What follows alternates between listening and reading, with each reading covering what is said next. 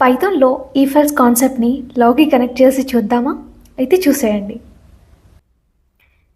మన పైథాన్ ప్రోగ్రామ్‌లో మనం కండిషన్స్ అనేది చెక్ చేసి డిసైడ్ చేయొచ్చు కదా!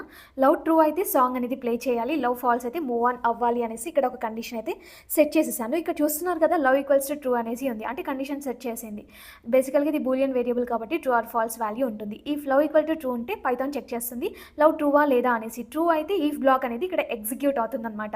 అంటే ఇంకేం సాంగ్ అనేది ప్లే అవుతుంది. చూద్దాము. నేను ఇక్కడ సో ఇక్కడ చూస్తున్నారు కదా! ఇంకేం సాంగ్ అనేది ప్లే అవుతూ ఉంది. అండ్ అలాగే ఇక్కడ మనము ఒకవేళ ఇది కాకుండా ఇది ఒకవేళ ఫాల్స్ అయిపోయి మనము వేరేది చేస్తే కనుక ఏమవుతుంది అంటే ఎల్స్‌కి తీసుకుంటే కండిషన్ సాటిస్ఫై కాకపోతే ఎల్స్ అనేది బ్లాక్ అనేది ఎగ్జిక్యూట్ అవుతుంది. రైట్? సో ఇక్కడ మనం ఏం చేద్దామంటే ట్రూ ప్లేస్‌లో ఫాల్స్ పెట్టేద్దాం. ఓకే. So false. ఇప్పుడు మనం సేవ్ చేసేసి రన్ చేస్తే సో చూస్తున్నారు కదా! ఇక్కడ మూవ్ ఆన్ అనేసి వచ్చేసింది. అంటే ఏంటి, లవ్ అనేది ట్రూ ఉంటే బేసికల్‌గా లవ్ సాంగ్ అనేది ప్లే అవుతూ ఉంది. అండ్ అలాగే ఒకవేళ లవ్ ఫాల్స్ ఉంటే గనక మూవ్ ఆన్ అనే మెసేజ్ అనేది చూయించింది.